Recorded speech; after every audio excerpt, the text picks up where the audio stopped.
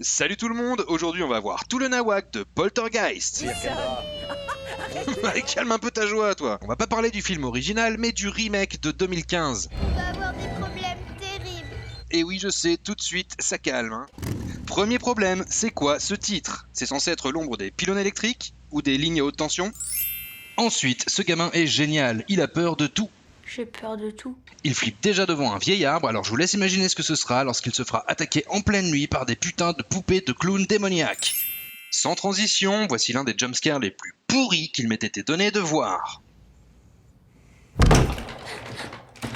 Cette porte est bloquée. Oh putain, il y a du level. Ça vaut au minimum 2 points nawak. Dans ce film, les déménageurs ne savent pas conduire et ils déglinguent ta boîte aux lettres en se garant. L'enfant qui a peur de tout n'a en revanche pas peur de se faire électrocuter. Va chercher la logique. Ses parents décident de l'installer dans le grenier, la chambre la plus flippante de toute la maison.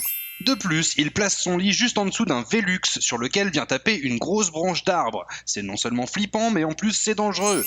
Caché dans un recoin du grenier, le petit Griffin découvre une collection de poupées de clowns. Sérieusement, quel fabricant de jouets enregistrerait ça sur une poupée pour enfants? C'est clairement le rire d'un tueur psychopathe après qu'il vous ait poignardé à 213 reprises. Dans la catégorie bruitage bizarre, on a aussi cet écureuil. Et oui, vous avez bien entendu, il pousse des cris de singe. Comme si ses enfants n'étaient pas déjà assez traumatisés, le père fait semblant d'être attaqué par une force invisible. Ah, c'est trop drôle. Ce poltergeist n'est visiblement pas très bien intentionné, on dirait qu'il a décidé de faire exploser leur facture d'EDF. Oulala, la télé déconne quand même sacrément là. Et le chandelier aussi, mais ce qui est bizarre, c'est que les parents qui descendent de l'escalier ne remarquent rien.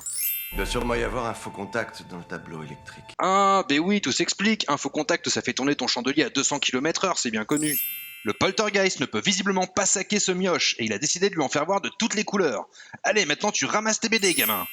Papa, il y a un truc trop bizarre qui s'est passé. Ah ouais? Et pourquoi tu cries comme ça, Griffin? Ce qui est marrant, c'est que les parents n'en ont mais absolument rien à foutre de ce que leur raconte leur fils. Pourquoi dans cette maison personne m'écoute jamais? Griffin! Il est chiant, il m'a bassiné tout l'après-midi avec ça. Attends, tu m'étonnes qu'il t'ait bassiné toute l'après-midi avec ça, il s'est fait attaquer par une putain d'entité maléfique.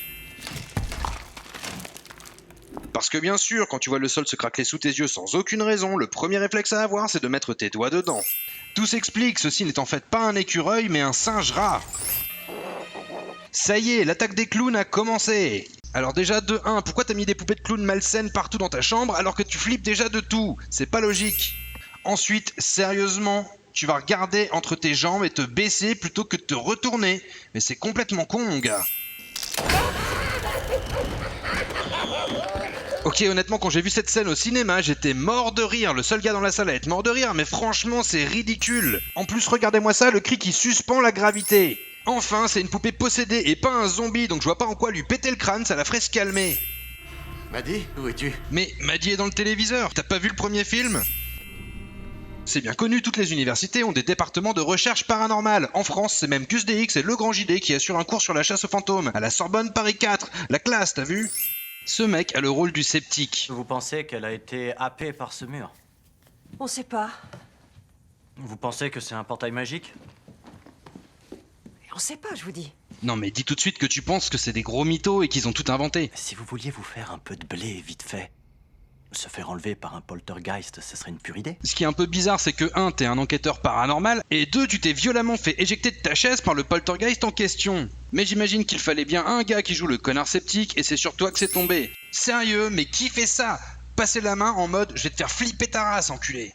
Alors, quelle est la réaction logique à avoir quand ta perceuse se fait littéralement avaler par le mur? Eh bien oui, tu enfonces profondément ton bras dans le trou, mais ne t'étonne pas après si le poltergeist te joue un mauvais tour. Et qu'est-ce que tu fais quand tu te rends compte que rien de tout cela n'est arrivé? Eh bien tu n'en parles à personne, évidemment, et tu fais style de rien.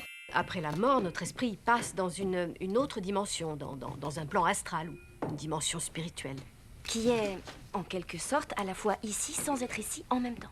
Ici, sans être ici, en même temps. Non mais là, le dialoguiste mérite un Oscar. Bon, et puis je suis désolé, mais ton dessin là, il est juste pourri, ça explique rien non plus. Les enfants font semblant d'avoir compris pour pas que tu les embrouilles encore plus. Alors, tout ce matériel sert à filtrer les interférences, 2 PC, une radio et que sais-je encore. Mais normalement, avec le bon logiciel, vous devriez pouvoir faire ça sur un petit PC, non? Pourquoi est-ce qu'ils sont persuadés que leur fille a disparu dans ce mur? Je veux dire, il y avait personne pour le voir, non? Cette maison n'est pas net. Ta petite sœur est perdue dans une dimension parallèle et toi tu tapes des barres sur le slogan d'une émission de télé-réalité. Voilà quoi. Modélisation 3D de la maison complète, un GPS par personne, ils ont définitivement les moyens au département de recherche paranormale. Ça là, une histoire croustillante. Mais gardons-la pour après la bataille, si tu veux bien. Et si tu n'es pas mort. Oh putain, il gère lui, le mec qui sait rassurer les enfants. Les lois de la physique ne sont pas les mêmes là-bas. Il n'y a pas de haut, il n'y a pas de bas. Les lois de la physique ne sont pas les mêmes dans cette dimension parallèle, en revanche, ça n'empêche pas les ondes radio de passer. Ils peuvent ainsi y piloter le drone sans aucun problème. Le drone prend d'ailleurs des super belles images, il doit être équipé d'une caméra de ouf. Et il fait des petits mouvements de caméra à droite, à gauche, un peu comme si c'était finalement un caméraman qui filmait tout ça. Griffin, le gamin qui flippait de tout, s'est transformé en super-héros et c'est lui qui décide d'aller rechercher sa petite sœur. Alors j'imagine que ça, c'est un arc narratif qui défonce tout, la rédemption, le héros qui se révèle dans l'adversité alors qu'il partait de l'exact opposé. Bref, blablabla, bullshit.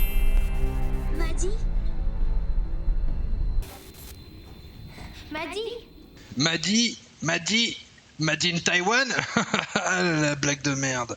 Évidemment, le drone est là pour lui permettre de filmer, et il fait d'ailleurs des super beaux plans, je trouve.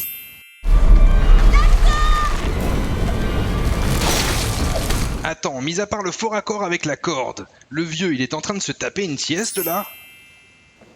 Cette maison est nettoyée. Elle n'est pas nettoyée. Papa, ils sont pas entrés dans la lumière, maman. Ah, que dire sur cette scène si ce n'est qu'elle est naze? Ok, là je pense que avec ou sans fantôme, vous allez avoir un mal de fou à la revendre votre baraque.